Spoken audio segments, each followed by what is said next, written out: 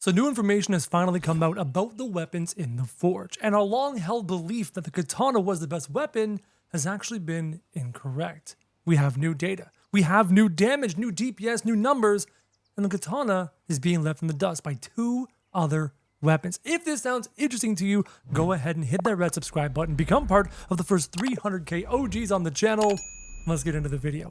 So I wasted a whole bunch of resources, and I'm so happy. I wasted a whole bunch of resources trying to craft a really good katana where I failed and crafted decent gauntlets, decent boxing gloves, which is horrible because neither of those are all that good. I mean, sure, I'm doing great. I can solo everything in that zone, the endgame zone, but there's more. In my videos recently, you've seen me use this spreadsheet explaining all the best weapons, the best armor, etc. And so far, the armor seems to be accurate, but the weapons are not. The owner of the spreadsheet actually dropped a bit of an update, and he says the best in-game sword right now is a Chaos Straight Sword, which is a 1 in 16 chance to get. Those are the materials, it has a massive explosion, and then there's a new document to check out with the math behind it. And if you want to pause the video and take a look, here's the math. So now we have a new spreadsheet with new information telling you just how good certain weapons are. I'll have a new link to that in the description of this video moving forward, and every video moving forward.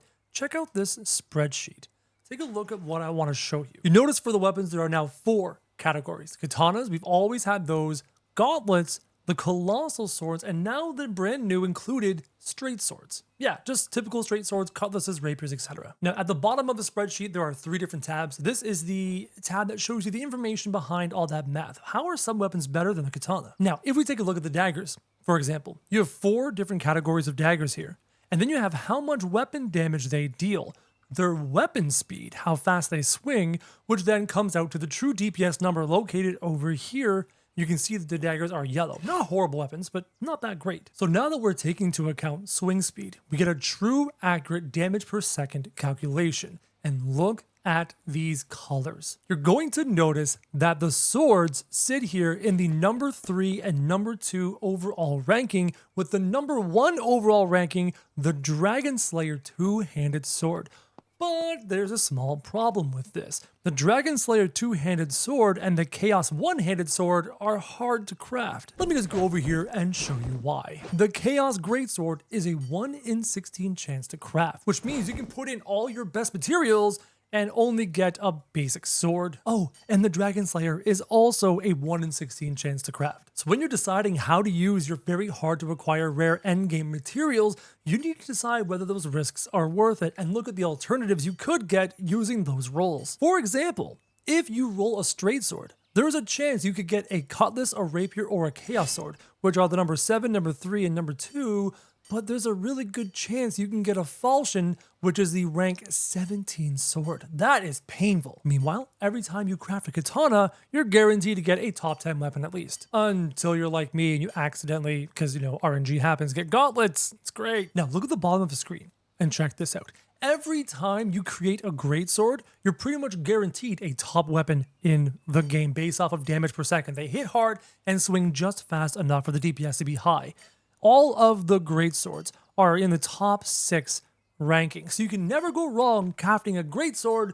The problem is the amount of materials necessary are out of this world. I mean, when you're rolling to gamble with a straight sword, you're only going to need 7 different materials, 4 of which or 3 of which are darkrite. Let's just say 4 of which. 4 darkrite to have a chance at a really good straight sword or a horrible straight sword.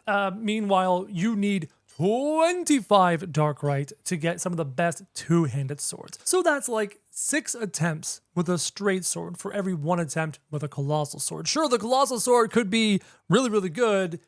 Man, I'm thinking I'm gonna roll straight swords, not gonna lie. And there's also just the discipline of being able to hold on to your darkrite. I mean, 4 darkrite is not that hard to get. I mean, it is hard to get, but it's not that hard to get.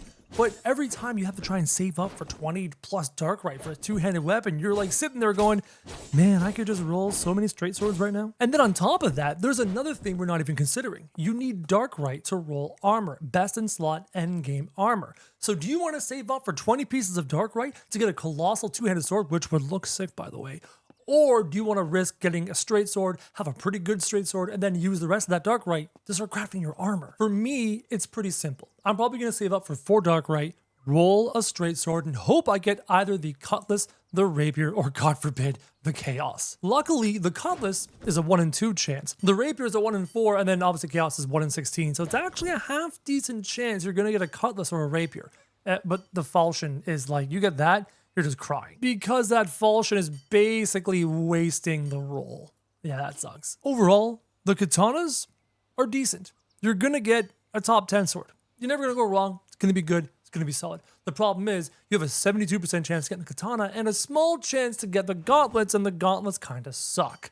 So there's a problem with rolling katanas. You could also roll straight swords, but again, there's a small chance you get a gauntlet again, which sucks. And to be honest, if I'm going to be getting a katana and a gauntlet, or a straight sword and a gauntlet, I'd at least like to risk it and try and get these straight swords. Also, katanas are 12 metals, 12 ore, and straight swords are only 7. I think straight swords win over katanas easy. But if you don't want to risk it, well, actually, there's still risk here as well. If we start shoving in metals to try and get up to a colossal sword, I'm at 35 metals for a 59 chance of a colossal sword. I can go up to 45 metals to get a 68% chance. See what's happening here? It's all RNG. It's all risk. So for me, the straight sword seems to make the most sense. It requires only 7 metals, has a 74% chance of being a straight sword, and has a decent chance of being a top 6 weapon in the game. In the end, katanas are fine. They're a top 10 weapon. If you get one, you get one. It's good, it's strong, it's fantastic.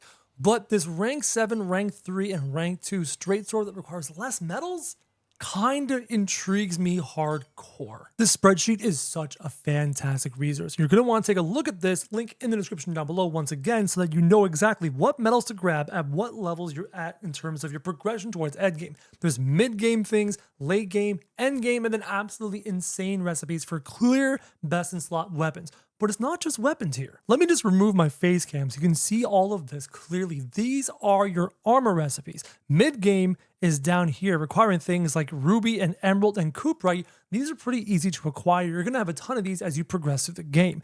Then you get into late game, which is mithril, iron, and obsidian. Obsidian is gonna be your bottleneck at this point, because obsidian only comes from the volcanic rocks in the game, and it's epic, so it's not in every single volcanic rock. And then once you're gonna be here a lot. Let me just say this again. You're going to be in this section for a while, because doing endgame stuff requires 16 Darkright and 8 Demonite apiece. So just get this late game set finished, and then slowly work on your Darkright sets as you first finish your weapon. Because this late game set has fantastic stats. We're talking about a boatload of vitality. Look at all the vitality this applies, as well as bonus weapon damage, more vitality, and then an AoE based off of your HP. Your HP is going to scale like crazy. This late game set, you can solo the lava zone, no problem. So hopefully this information was useful to you. Hopefully it was valuable to you. Hopefully I've convinced you that the katana is a bit overrated, that the straight swords are better and easier to make. So you might want to spend your best resources making a straight sword.